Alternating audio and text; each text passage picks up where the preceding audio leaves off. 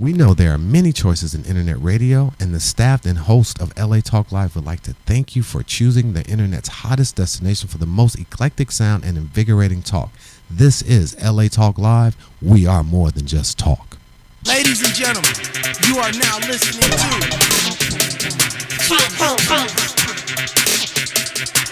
Trench Talk.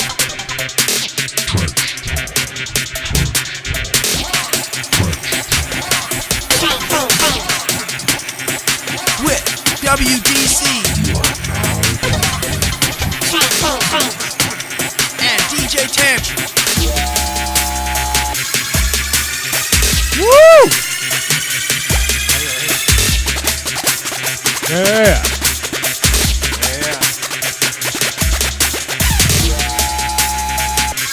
Okay. Drop right there, That's the baby. drop. That's the drop. That's the drop right there. Shouts out again to DJ Tantrum.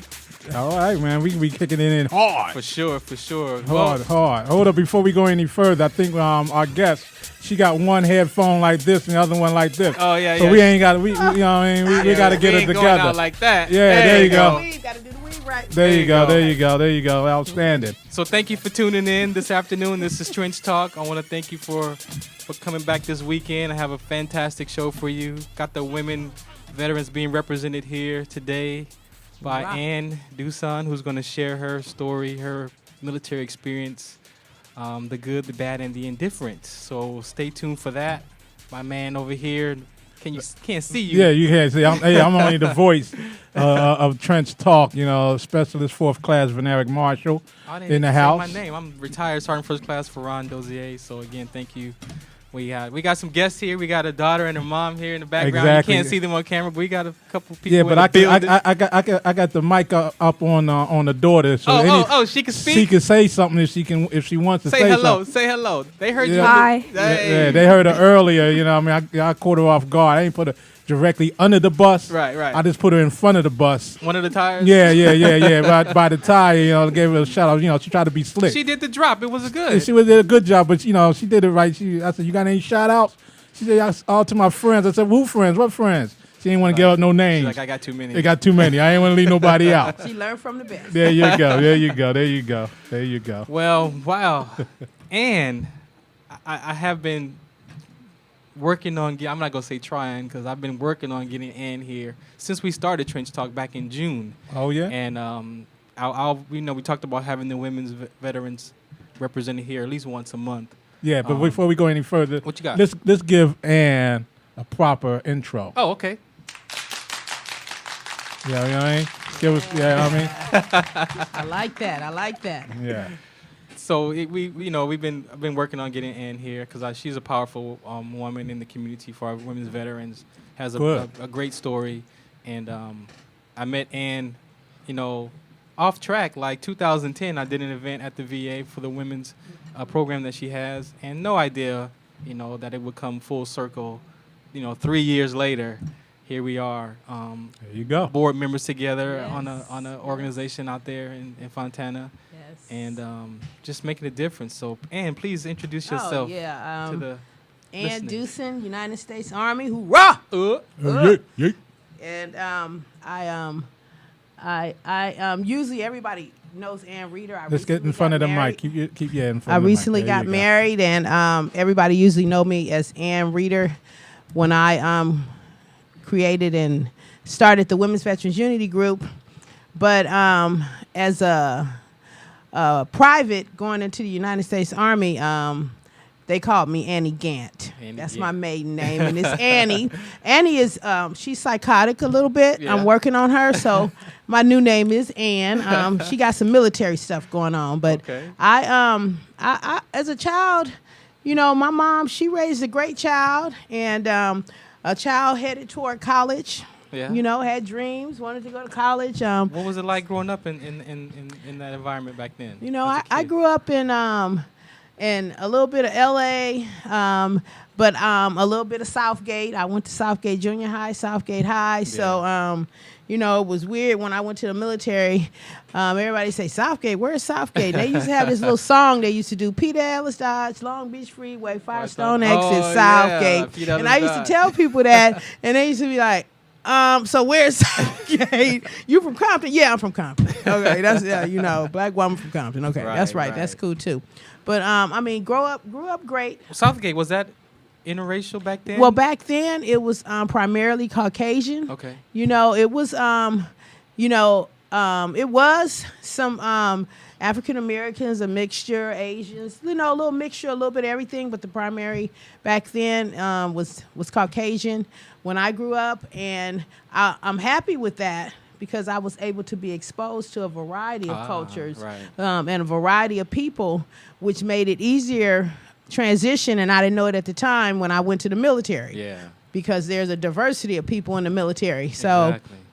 I made a decision to go to the military, and my dad was not happy. I was 17, and my dad comes from the old school. He said, well, "So what's going on? You like boys, don't you?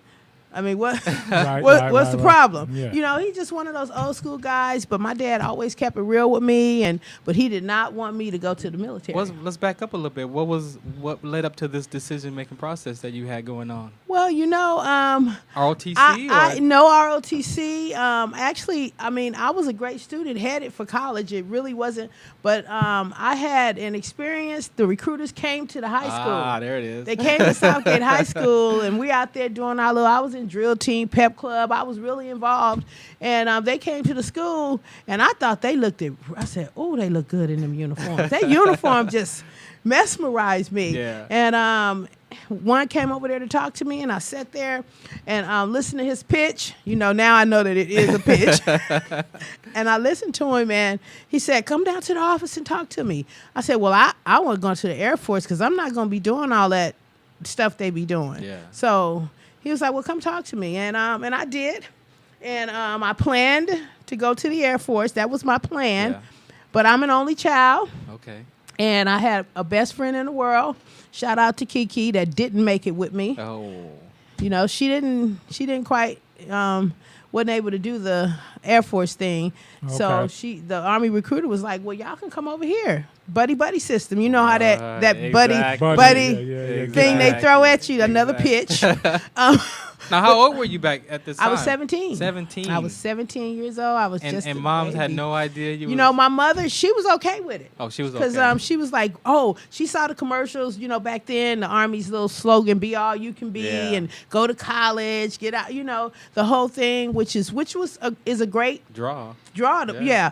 And she got drawn to that, so she was okay with me going. It was my dad I had to deal with. Yeah. But I hid behind my mother, and my mother put it down, and he told her, "You gonna sign these papers, whether you like it or not." Whoa. And he still reluctantly did not want to do it, but eventually he did. And 17-year-old, bright-eyed, bushy-tailed, ready to serve my country, was off to the United States Army to Fort Jackson, South Carolina for basic training. Right. And that's another thing I had no idea. They didn't tell me about Tank Hill. They said nothing about Tank Hill. If anybody's ever been to Fort Jackson. Hill, Drag Ass Hill, the orange clay, dirt. They did not warn me. And the computers, the recruiters painted a really beautiful picture. And I was ready, and I'm still very proud. Don't get me wrong. I'm very proud of my military career. And I went to basic training. And what was that transition like from teen to? I was devastated. I was devastated and kind of empowered at the same time because it gives you this. I mean, it's like an adrenaline rush, right?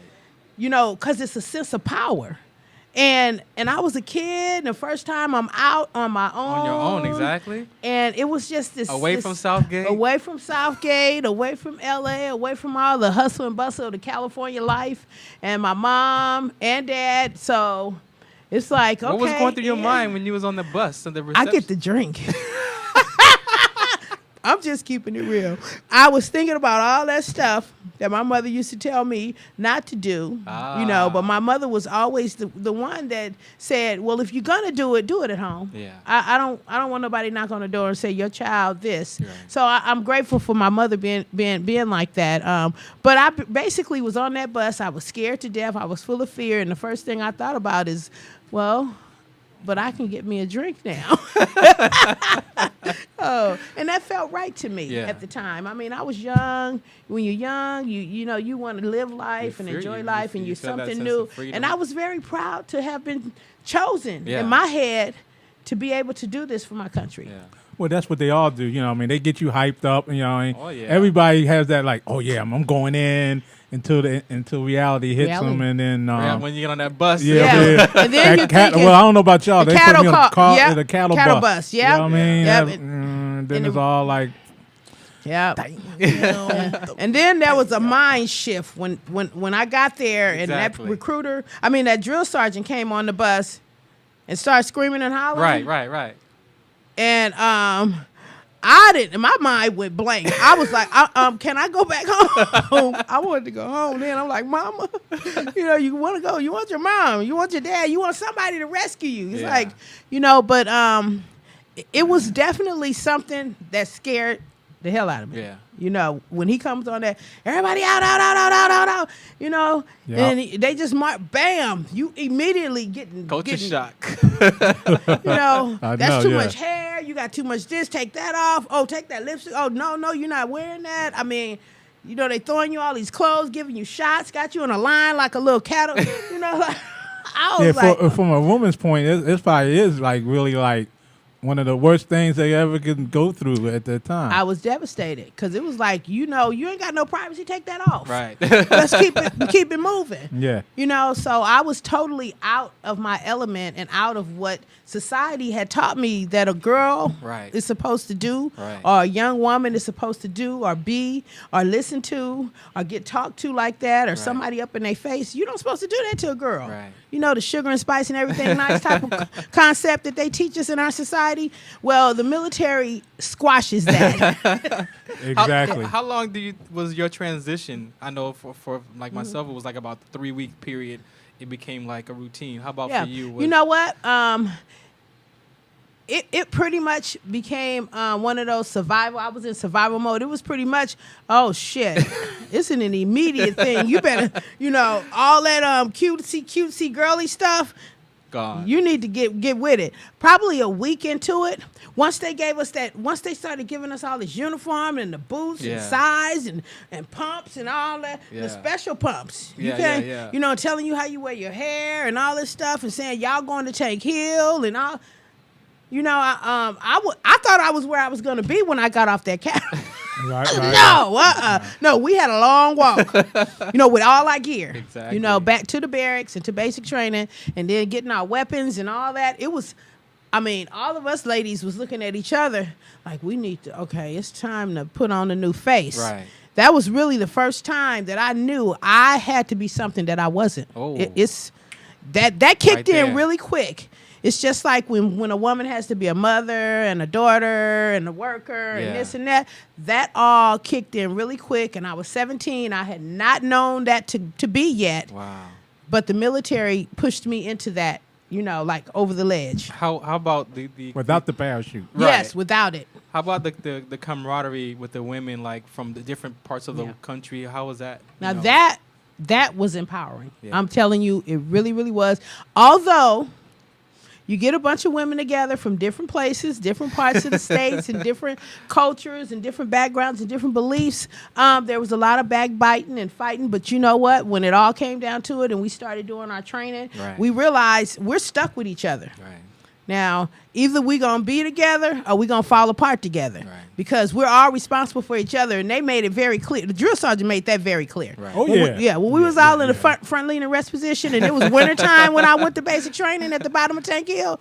Right. And there was ice on there, and you can't put on no gloves. And I'm like, excuse me, y'all going to give us some gloves. Shut up! So when you went in December? I went in I actually went in October. Well, they said October is the best time. Because I went in October. And it did really, because South Carolina, you can get rain, lightning storms, snow. You can get all that. Well, see, I got it all. When did you go in? I went in October 20th, 1982. Well, see, I'm he's from the 70s. I'm from the 70s. Yeah. See, they were just phasing out the fatigues when I went in, and I got some, and I thought I was cute.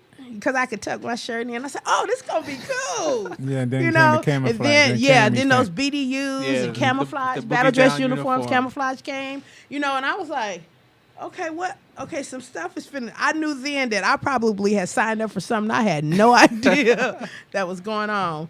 But the experience of basic training, you know, gave me a perception that I could actually be a part of a society that they say that it's a man's world. Uh-oh. I mean, really, You that's saw what that. they teach us. Right. But in the military, you know, I got some of that power that the men have. I got a little bit of that instilled in me. Of course. You know, and a little strength, and you know, I was able to stand up right. Courage and Yeah, all that courage and all that, the courage and the respect for self, the respect for country and Yeah. other people, you know, that all came with it. That's the good part of it. Right. You know, even though it comes with a price, we you know, because I have some baggage and some luggage that I brought out the military with it, Right. with me. Right. You know, after basic training, I went to Fort Lee, Virginia, and I had a ball. Quartermasters.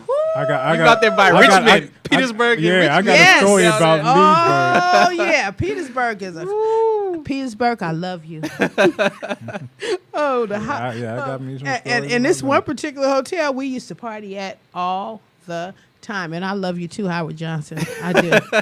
I do.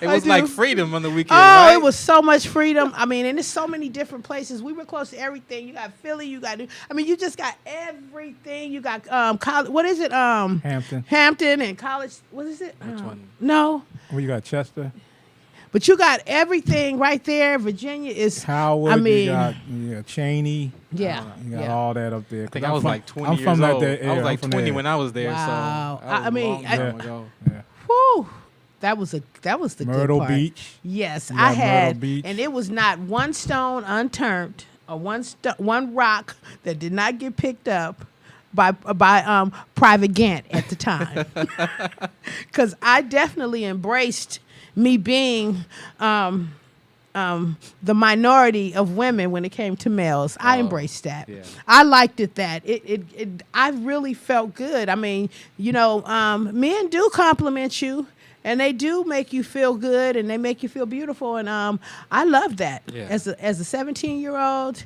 you know, it did a lot for me. You know, Yeah. you know, sometimes I looked in the mirror and I didn't feel like I was pretty as she was, but the military made me be okay. Yeah. You know, with who I was, no matter what, because wherever you go and turn a corner, hi, smiling, and I'm like, oh, in Virginia. So that part was really great. Yeah. You know, I'm gonna fast forward a little bit Okay. because I was young and it was still all scary. It was a lot for me, and I had an opportunity.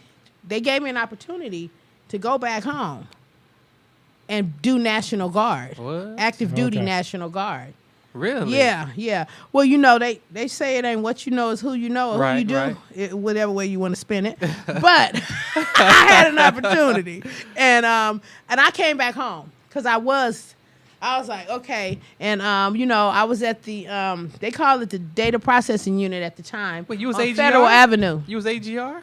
Yeah, on Federal. So I was over there for about a year, you know, and decided I wanted to go act. You know, Back I wanted to active. go back. So you know, they asked me where I wanted to go. You know, you know how they ask you put Yeah, a list of of course. places, You put your- but they actually sent me at all the places I wanted to go.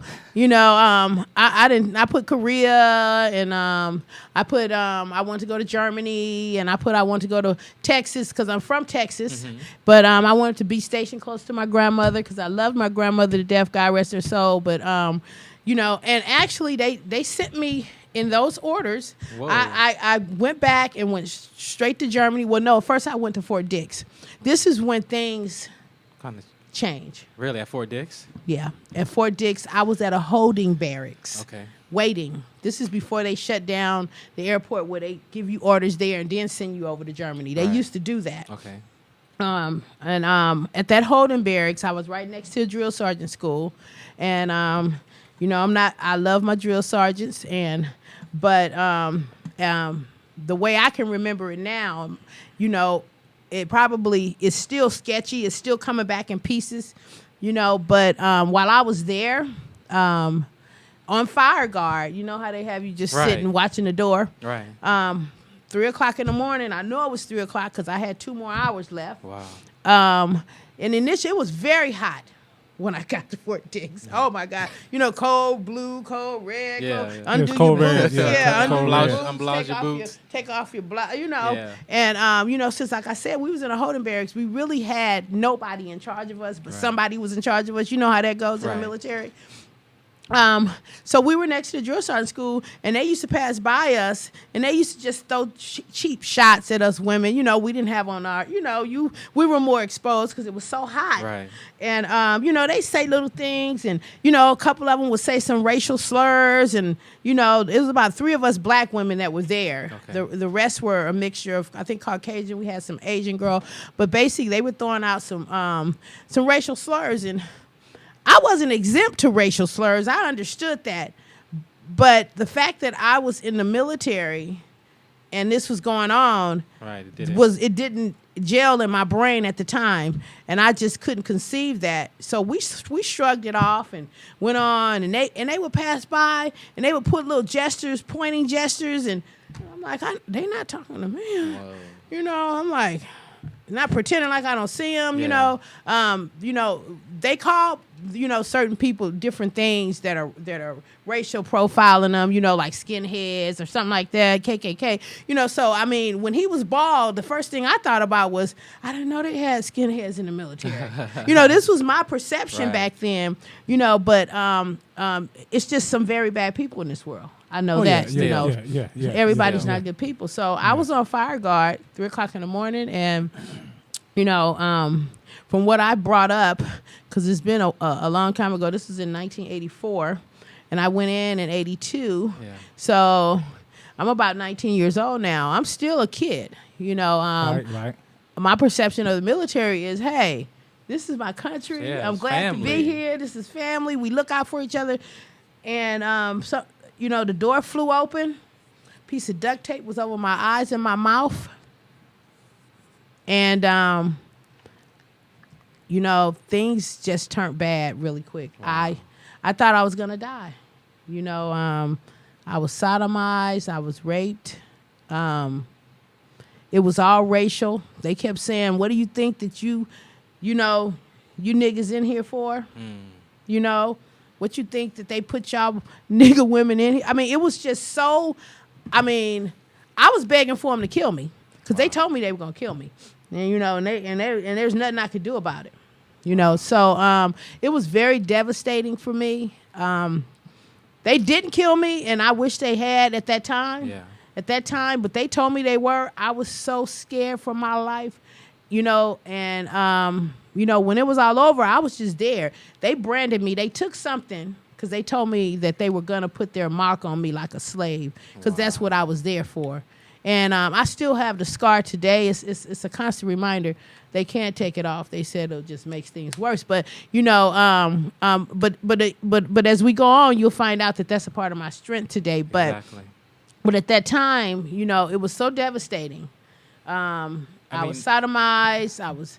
You know, I mean, anything and everything that was just savagely done to a person when it comes to an assault was done to me. And it was done by more than one person. So, and I didn't know. All I heard was voices. Right. You know, I saw faces briefly when they came up in there on me. Hell, I didn't even know where I was. Wow. But I managed to stagger back to the barracks. To the holding barracks, and nobody was there. Like I said, I was in the holding barracks, you know, and I was so scared. I was scared because I knew they were coming back to finish the job off. Okay. I knew that was going to happen. Wow. You know, by the time the next day came and I went and told the powers that be, you know, it could have been a lot more dialogue. I'm still having bits and pieces because you'll find out as I talk to you that part of me was dead after that. Yeah. You know, it was like the brain just shut down. but I still had to serve my country. I still, and I told the powers that be, and they told me, it's always something with you women. What do you want me to do? And that's what he looked at me like, what do you want me to do? It's always something with you women. This is a man's army. That good old boys type of thinking. Exactly. And I was like, I knew then that, my head told me that he must be part of it. Oh. This is the only thing I'm scared for my life. I knew I was gonna die. I felt like I wasn't gonna make it out of there. So I promise you, my orders wasn't supposed to come for another week. I was out of there the next day. No way. Yes, I was. They got me out of there quick. Of course. I don't even know how that happened. Well, I do today, but they got me out of there so quick, like it never happened. I was on the plane going to Germany. Station. And when I set foot on Germany, I was so petrified. I was scared to death. Now, see, my whole perception changed. Of course, yeah. Everything and anything that I was gone. So I had to create a new person. Wow. That's when I created Ann. That's when Ann came up. Because I didn't have a problem with being Annie. I figured people would remember that. I got ego. But my whole perception, my life, everything that I had ever been at 19, it changed for me. I called my mother when I got to Germany, and I tried to tell her, what was going on. Bits and pieces, She said she got bits and pieces in here and there, but nothing was really never done. It was like I had to pick up, and thank God I was in Germany at the time because, that's, to me, that was like the drinking country. They got all kinds of beers and castles and, all this going on. Yeah. So was that what you turned to? Oh, yeah. That's how I coped. I drank. And it was working. It worked for a very long time for me, and my military career went on, and you could see the shift in my career and the changes in my behavior, when I got there. And then they sent me, I was stationed in a very remote place called Fischbach. It was a depot. You can count the women on your hand. So really, I had to find another person to put up that guard to get me through to survive. Yeah. So whoever I was there, was no more. I created a whole nother person, a whole nother persona. I became, they used to call me Sergeant Bitch, but I don't care what you call me. Wow. Just call me Miss Bitch if you're going to talk about me. Right. Because I didn't care about that anymore. Because I was mad at the world. I was mad at the government at this point. I was mad at the men. Every man, but particularly Caucasian men, I had an issue because every time I seen one, I was out to get him. I was going to fall in love with him and hurt him. Right. This is my mindset. My whole mindset changed because of that one trauma. So I did manage to get through my military career, and I partied in Europe. Which is not normally something I would have done. How many years did you put in? 2. I put in 10 years, okay. But it was hard.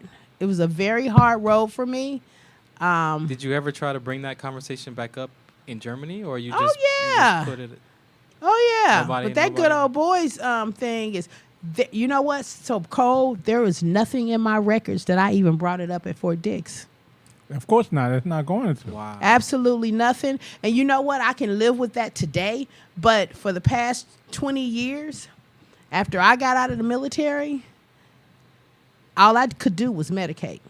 I didn't want it to come up, and I did whatever I could for it to stay down. Wow. And alcohol did that for me for a very long time. And then crack cocaine came in and helped out alcohol. Then sex came in to help out crack cocaine and alcohol, and then the promiscuous, and then the mood swings, and then the craziness and the madness came in to help it all out. Yeah. And I was happy with that. I was comfortable with that. That was your survival. Yeah, that was my survival mode. Then I couldn't stay at home with my mom when I came home. So, I didn't have any idea that we had services or benefits. And I got out because I did get an injury, and I skipped over that part in the military, and so I got out with a service-connected disability of 10%, and I had no idea that there was any VA hospital or anything like that. Right. All I knew was that the federal building was where the money come from, Right. where they pay me. Because I was figuring 10%, oh, okay, I got a car note and things and bills when I got out, and 10% at that time was $69, and I was devastated one more time. I needed a drink then. I really needed a drink. Yeah, exactly. I really needed Like a 10% of what? Okay, they told me that this is supposed to be 10% of my pay, from when, and it does not work that way. So we have a big gap in how the military works and how the Department of Defense works, For sure. Which I had no idea at the time. Wow. And before we go any further, man, it's at the top of the hour. Take a quick break. We're going to take a little break, and we're going to get right on back and all that. Thank but, you, Ann, for sharing that so far. I mean, Very welcome. I have to Yes. do that for my life today. it's It's amazing. therapeutic for me now. I couldn't see it back then when I Yeah. was, we'll talk about all the treatment programs. We're going to come back. After We'll be some right back because there's a success out of this story. Yes, Oh, there yeah, is. of course. All right, we be right back. This with is Trench Talk. Trench Talk. Yes, sir.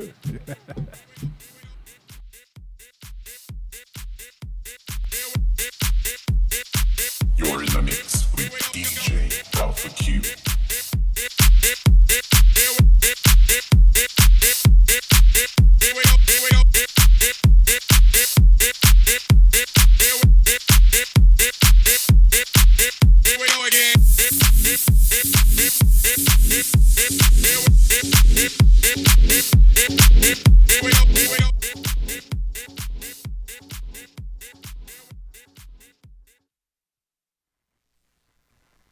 Testing. Testing 1 2. Testing 1 2 3. Welcome all listeners. You are now listening to Bandwidth Mondo here on LA Talk Live.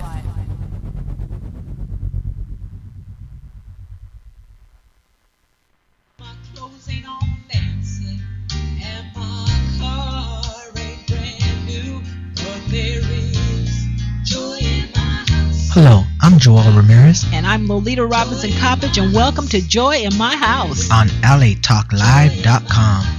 Inspirational radio, with a touch of recovery. a reality show where nothing is left unsaid, And no one is insignificant who says it. exclusively on LATalkLive.com. You can also catch us on iTunes Radio R&B or watch us on Ustream TV.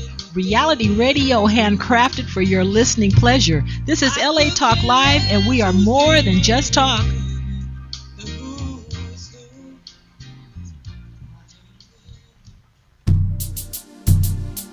Hi, this is Barbara Perkins, inviting you to join us every Sunday afternoon at 2:40 for Sisters at the Well Radio, a conversation with women about women. Join us as we share stories about current events, jazz events, business opportunities, health and wellness, entertainment, and so much more. So don't forget to tune in Sundays at 2:40, exclusively on latalklive.com. You can also catch us on iTunes Radio R&B, Live 365, Radio Flag, or watch and listen directly at latalklive.com. Reality radio handcrafted for your listening pleasure. This is LA Talk Live, and we are more than just talk. Holding on is very hard to do. Love gone, and that's no lie.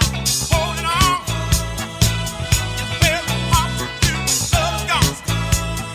Hey, yeah. All right, we back. My childhood right there, boy. Back in the day. That was back in the day, boy, at the club. Yeah, Well, no, I at wouldn't- the no, that's- NCO I wouldn't- club. Oh, no, not me. Not you. Not you. Nah, I was too young this time. Yeah, he was too young for this. Oh, okay. I was still getting whoopings and stuff at this age. Okay. That was one of my whooping songs. Holding on. So that means I'm a little older than you then. Yeah, a little bit. Just a little bit. Little bit. That don't mean nothing. Nope. 82. 82, I was 12. That was rocking the boat there. So welcome back. This is Trench Talk.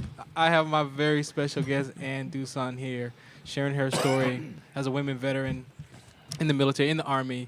And She just took it there. She just took it there. This is one of the things that's one of the subject matters that's important because it happens. It happens. And it goes unnoted. It goes untalked about.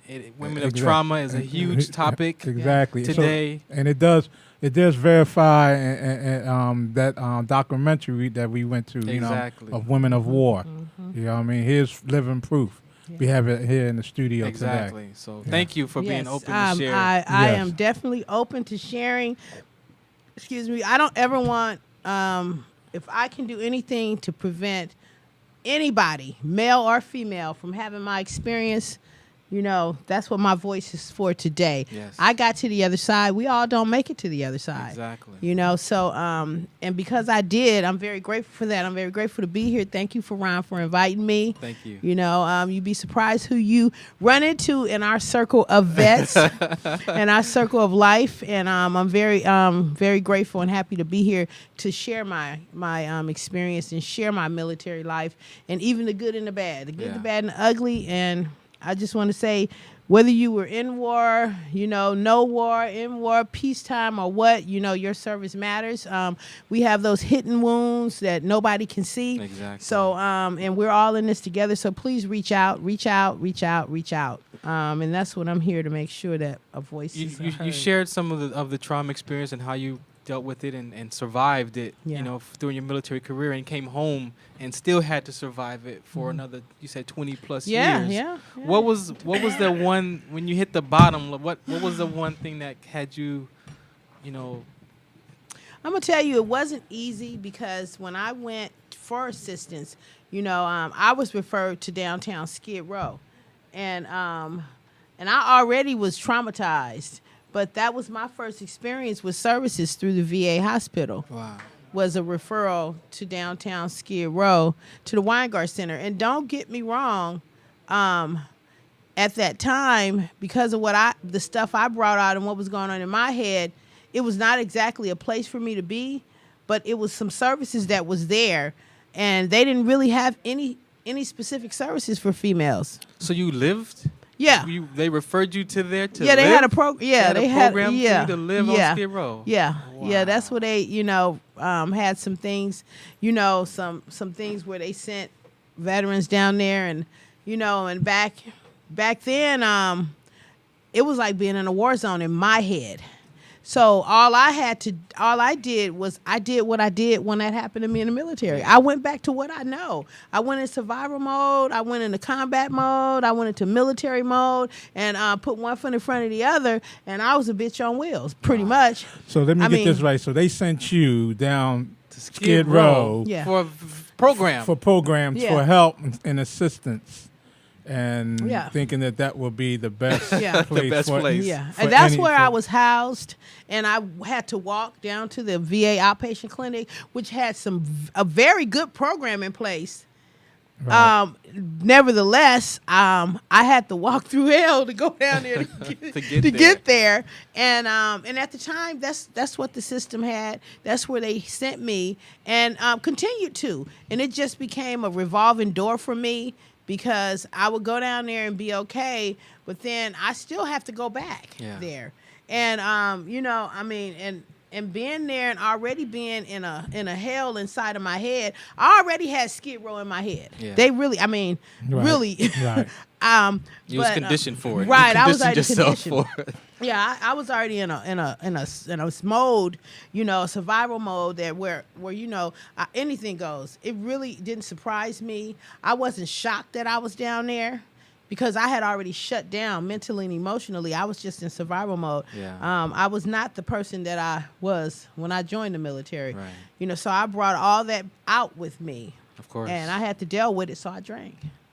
But needless to say, it took a very long time. Me in and out of psych wards, in and out of VA programs. I think I've been to every program, women veterans program, that pretty much the VA had to offer back then. Wow. And my last stop this time around, 2003, it never failed. Every time something happened, because anything could be a trigger for me. Right, exactly. My triggers are, I could see a man and it's a trigger. because I had no tools. I had nothing to cope with. I had no kind of really treatment. A lot of the groups at the VA were predominantly male. And, one woman sitting in that all-male group, I'm not going to... You can't open. I'm not opening that can of worms. You can't. So the connection... Yeah, so the services, there was a huge gap when I got out. And, I'm very appreciative that the VA was there somewhere I could go. Yeah. To prevent me from killing myself. But it was a cycle. It was a cycle for me, and I had to keep coming back. And in 2003 I did, and they sent me to U.S. Vets at Cabrillo, the VVRC program, another treatment program, drug and alcohol treatment program. Yeah, I'm familiar with the village of Cabrillo. I went there. I was there. Myself. Yeah. Let's move over just a little bit. There you go. There you go. So VVRC, from VVRC to the VA West LA, to the Haven program, and believe me, I've been to every program from the Haven, from New Directions. I did all of them. The Haven, when they had women in there. I even did, they had RTC. They had a program called RTC. I've been to 257C. It was a 21-day program back then. So I have been in and out of psych wards. I've been on locked wards. I've been on locked wards, in and out of psych wards for a very long time. And it just didn't click for me. I just did not feel the system was inclusive of women. Yeah. So I just went there and I got some rest. The people that you work with were men, more predominantly. Yeah. So you still couldn't. There was no connection to open up. There was no connection. I was there, and I really, really wanted to get help. Yeah. And I really, really wanted to be right and okay, to be functionable again and productive. But there was really nothing there. And I want to just say this, even though it's changed now, we couldn't lock our doors as women. There are not a lot of women at the VAs. You can't lock your door. So we just, it's like if it's 2 or 3 of us, we take turns staying up all night watching each other. Wow. Because we're on the floor with you guys, and we already bring some stuff with us. And if you got some rape and trauma like that going on, or even if it's domestic violence, any type of trauma, and you got 300 or 400 men around you, and there's 3 women there, we have a problem. You can't lock the door. Of course. But they've since changed that recently. So what was the change for you? Because you're doing some. What you're doing today is, it's not unbelievable. It's amazing. Like. You know what happened? What happened? You know what happened for me, and they call it a bottom. I was thoroughly. This last time, they told me this, that when I went to the VA this last time in 2003, I had people with me. You couldn't see them. Nobody could see them. Wow. But they was with me, and I was walking and talking with them. I was just that psychotic. I had that psychotic break they call, that they talk about when you with the PTSD, the rape, with all the stuff that I brought in and had medicated and pushed down for so many years. It came up. It was like, I got to come out. It came up. And and my mom, I never forget, I called her.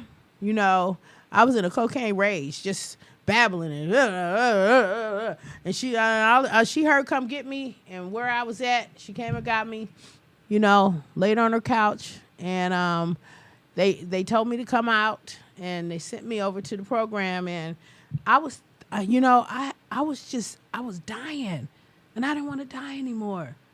I just didn't want to die anymore. I made the decision, okay, you know what? If I can just be still for 30 days, I'll be okay. I'm just going to do what they tell me to do, because it really, in the back of my mind, I could not see any hope. I could not see myself being of any good to our society anymore. No, because at this point, I had screwed up to where I didn't have any kids. And I'm going to tell you what God can do about that. I didn't have any kids. I didn't feel worthy. It was like that trauma had me to where why would anybody want to love me? Why would I be able to be a mother to anybody to love? That's what I got from all that trauma and everything that I had medicated. So So the end result was I did go to the program. I made a decision that, okay, I'm gonna do what they say this one time. Follow everything. Yeah, Buy the book. I buy the book. If they tell me to jump, I'm gonna say how high. Right.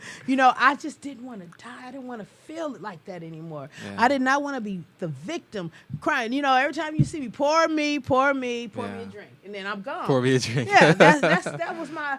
I remember I used to tell people, and I think about this because it's such an insane disease of the brain when you're addicted. I used to tell people, call me some mo. Just call me some mo, because every time you see me, I want some mo. Whatever it is, so I want some more of it. And that is a bad space. It's like walking in death. Yeah. And I felt like I didn't have to do that. And I went through the program, and I stayed still. And while I was there in the treatment program at the domiciliary, I thank God for the domiciliary. And I had been there several times over the years. Everybody knew me. I went and I was like, what are y'all going to do for us? And they was like, well, what you want to do? Do something. Stop screaming about what we gonna do. And create a solution. And create something. Wow. Be a part of this solution, and I do it. I do the 12-step program, and it works for me. It doesn't work for everybody, but it works for me, and that's what I do for my recovery right now, for the part of my alcoholism and the disease and my addiction. I do that. I did that, and I came, and they said, well, do something. So I'm going to tell you that there are a lot of organizations out there, veterans organizations. And I was familiar with one. I know American Legion. And I just want to say a shout out to Patricia Jackson Kelly. She used to be the women's veterans coordinator at the VA hospital in West LA many, many years ago. Yeah. And she is one of my mentors and one of the elite people that still took me under her arms and introduced me to the American Legion when I was there. And this time around, the Legion has always been there, but AMVETS was there for me. They came over. Nobody had ever came over there and reached out to us. They talked to the guys, right? But this time, Post 116, and that's AMVETS Post 116 is at the VA in West LA. Cephas Daniels is the commander. I want to shout out to him too because he was a part of this whole journey with saving my life this last time. Yeah. He said, well, Ann, get involved with something. And one of my other sisters, Romanita, she was there at the hospital with me, and she was one of the first people to get involved with AMVETS. And I said, okay. What I have to lose? And when you got involved, I did. You got women's programs. Yeah. And that's what started it. That's what, first of all, the Alumni Association of the Dom, they started, this was a bunch of men that started the alumni for people that had graduated in the Dom to come back, and I'm down there, I'm like, hold it. Y'all men are going, y'all need a woman down here, so I went down there and I'm sitting there and I'm talking and they talking about women's issues and doing stuff for women. I said, no. You guys don't talk. No, that's not what a man, we can do that, but you guys need some insight from a woman, right? Veteran. So they gave me an opportunity to do the Women's Veterans Esteem Program at the domiciliary. Wow. And I started that program there. And once the West Los Angeles, the West LA Alumni Association, we were there. We had a room on the VA grounds in Building 217, big open house in 2003. It was beautiful. They let us come in there to be, a part to help out our fellow veterans. And I was able to do the women's stuff. And, it just kind of fell apart, though. So we had to dissolve that. But in the meantime, AMVETS was there. I was a member. Right. And I said, well, you guys can dissolve if y'all want to. But I'm kicking now. I can't stop doing what I do for women. Right. I cannot not do it. So I asked AMVETS. So, they adopted the program, the Women's Veterans Esteem Program. And in the meantime, I had put together the Women's Veterans Unity Group in 2006 because I said we just need to have a meeting to where we just get together as women. Right. no depression group, PTSD, none of that. Just us women. Just the human connection. Human connection of women that share some of the same things, that have some of the same issues, that can reach out to each other. Each one reach one. That's how I feel. And I started that group in 2006, and it's still ongoing. And in the meantime, I left the hospital in 2005, and that took me to Mission Viejo, which took me to Saddleback College. Which took me back to college. I see you working on your master's degree. Yeah, my bachelor's. And I ended up getting 3 degrees and working on my bachelor's degree. Also, in women's studies, mental health, drug and alcohol studies. And I only did that out of pure madness because I did. That madness drove me because I wanted to know what was going on in my head. I did. And I wanted to know from what them clinicians in the hospital was telling me. Right. I wanted to know that. Right. I wanted to be okay with it and be able to be okay and keep going with it. Right. So in that learning, you got to learn like how you became that way. Yes, and I got to understand how all this happened, and why did I choose alcohol? Why didn't somebody help me? Yeah. I got away from all the blaming and all that, and I just learned to cope with it and deal with what's in front of me and be okay with it. They wasn't there. Yeah. And I can't change that. That's like living in reality. I call it living in reality. That's what it is. Yeah. And I was a full flight from reality at one point in my life. But, but Saddleback College gave me an opportunity to learn. I really got addicted to college. I'm addicted to education. I encourage anyone to continue to learn, always remain teachable. I started a Women's Veterans Unity group at Saddleback College that ran for 3 years. Wow. In 2012, when I moved from Mission Viejo to Fontana, because I fell in love and got married.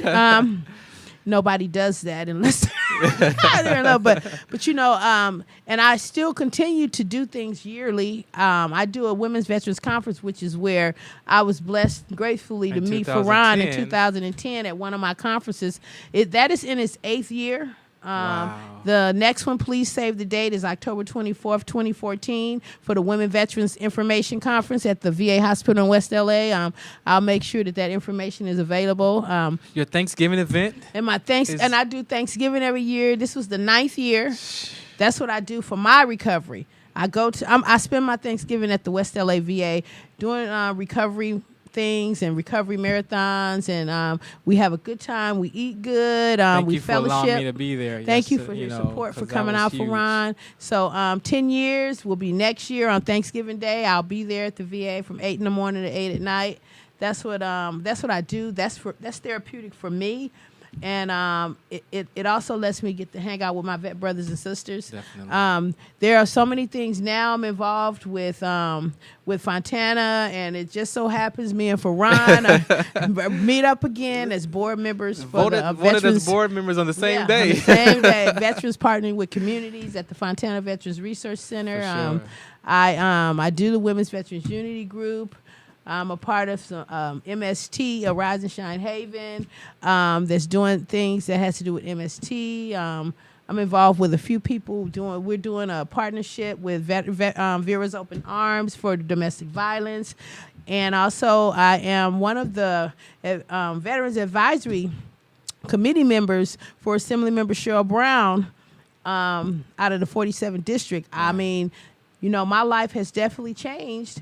And God has really done a lot for me. And I'm a believer, so if you're not a believer, that's okay. But I am. You got to believe in something. Yeah, you got to believe in something. So I know I was pulled out of the pits of hell by something because it wasn't by my mind. Yeah. And, and going back to me not having kids, at 2 years sober, I had to take custody of a 3-month-old little boy. Wow. That's a family member's child.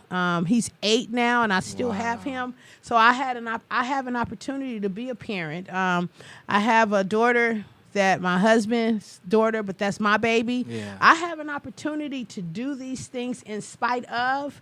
So no matter what's going on in your life, no matter what you've been through, what the military brought you through. What do you want to say to the women that are listening here? Because there's of course 4.5 million listeners out there. Even if you're not military connected. Yeah, I want to say to all women, there is a way out. You know, there is a solution. We have to open our mouth. We have to talk about it.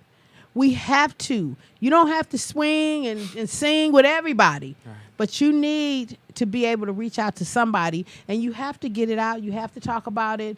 And I know that's probably some people are sitting there saying, "Oh God, I don't want to relive it." Right? You don't have to be like Ann. Because Ann is, my anonymity is out the window when it comes to Alcoholics Anonymous and Cocaine Anonymous, Narcotics Anonymous. I'm okay with that. That's who I am. I'm comfortable in my skin today. I'm okay with talking about my rape to a certain extent. I've had some therapy, and believe me, I have to take medication today too. I want to say that, you know, everybody don't have to. I have to. Yeah. In order for me to be who I am today, unfortunately, I played a part in that. I have to take medication, and if you take medications, take your medications as prescribed. Yeah. You know, empower yourself, be around positive people, surround yourself with positive people. There are a lot of men in this world that aren't bad, but there are some bad men in this world. Everybody don't get raped in the military. I did, and that is some of the dirty little secret. Yeah. You know, and it needs to be something done about it. I'm going to be a voice until I can't be a voice anymore. I'm going to scream and shout to let every woman know that you can get to the other side, you know, and you don't have to do something, but you need to find something that you're passionate about. Yeah. I'm passionate about women veterans. I love my vet brothers too. I'm passionate about them too, but I'm a woman vet, and that's what I do, and I'm going to continue to do it. I have had so many partnerships and collaborations over the 10-year period that I have been diligently walking this walk. Yeah. And I will continue to walk this walk. And, you know, I want you to feel free to... can they reach out to you? Is there a number you can give them, or email, or both? I was going to say, yep. And all feel free to contact the Women's Veterans Unity Group. My name is Ann Dewson, 323-517-1145. You can also email me at vetwomenunity@hotmail.com. That's VETWOMEN at Unity, UNITY at hotmail.com. I also have a website that is upcoming, so if you click on it, it'll just say it's in the works. It's in the works because I was full of a lot of fear, so I've just decided this year to do my own thing, my own nonprofit with the Unity Group. Exactly. So because I wasn't in a lot of fear and I had a lot of things, and I'm still a work in progress, but you can go to www.womenveteransunity.org, and eventually the website will be up, so just keep looking out. I am on Facebook. You can Facebook me. The Women's Unity Group is on Facebook. A lot of good information. A lot of people are on there, but you can go through and look and figure out what's going to help you. Programs that work. Things that are upcoming. You can check the Facebook. We have our Women's Veterans Unity Group at the West LA VA once a month, every last Thursday of the month. Building 214 on the first floor. December 26th is our next meeting. You know, it's open to all women. If you want to come out for that day, you can come on the floor where the ladies are. Come out and join me. There is an upcoming Women's Veterans Unity Group that I will be starting in the Inland Empire, the IE Women Veterans Unity Group. That will be at the Veterans Research Center there at 16779 Spring Street. That's in Fontana. 909-355-3036. You can call to get an update, find out when that's going to happen. Save the date, Women's Conference, October 24th, 2014. We do have a beautification and empowerment program where we work with stylists that are, you know, so we can keep beautiful and empowered and feeling good from the inside out. Definitely. And the outside in. So just know. I have a question, just to go back a little bit. When you were going through your mentals, you know, just meeting with the person that you were dealing with, do you feel that there should be, I don't want to say should, but women psychologists? Like, do you think for them to connect to? For me, and this is my stuff, because today I know my barriers and limitations, and it's important that we know our barriers and limitations as human beings. I know what I can and cannot do. I request a woman clinician, a woman everything. Yeah. And this is just for me. And it has a lot to do with the trauma, but it also has a lot to do with my own behaviors. I still have some sick behaviors. And I look at me and like, okay. So I'm saying that to say you need to figure out where you are in your recovery and in your life. and find out your barriers and limitations, because, I mean, I know that I can't get on. I don't do traffic well. I will chase you off the freeway. Wow. I mean, I understand that. My PTSD works in a lot of different ways. Yeah. I have to leave early. Like when I leave here to go back to Montana, it's going to be late. Yeah. I don't do traffic well because I have learned through therapists and through reaching out. The VA, please go to the VA, ladies. Please. The system does work. And that's one of the things that we wanted to share on this show, too, is that the system, despite of what you've heard in the past, the system does work. Now, my past does not have to be your future. They have been working diligently. They are working diligently. Reach out to the VA. Do some research, because, ladies, no, they're not going to call you. right. Exactly. You got to go there. You got to go. I got me some mad hookups. Right, yes. I got some mad hookups. Yes, you have to go. Please don't be afraid to reach out. And if you are afraid, they do have other services outside the system that are free for us. Right. So do the research. You can book, check out, what's up. You can listen to this station. Trench Talk is here. Women's Veterans Unity Group. They have all types of women's programs that are for veterans that are here. We can get to the other side, ladies. Definitely. We can get to the other side. And we always say we want to give the women here but one Saturday a month, we want the women veterans to come out, and you guys just take over the show. Take over the show. Well, ladies, did you hear that? You heard that from Trench Talk? I'll give up my seat, and it's all yours. And I'll be here. I'll just be engineering. I won't say a word at all. If there are any of you ladies out there that are in the Southern California, Central California, Northern California area that want to come up here to Trench Talk, hang out, and let's talk and let's put it out there. Let's get some awareness out there. Definitely. Let's make a difference. Let's change the stigmas, and let's change everything that has to do with us as a veteran community as a whole. But specifically, let's let them know that us women, we here. We ain't going nowhere. Hoorah! That's right. All right, Ann, thanks a lot for being here. Thank you, Ann. I love you. I appreciate you for coming and being. And you know what? If you check out Trench Talk's Facebook, girls, watch out. Shout them out. What's the count?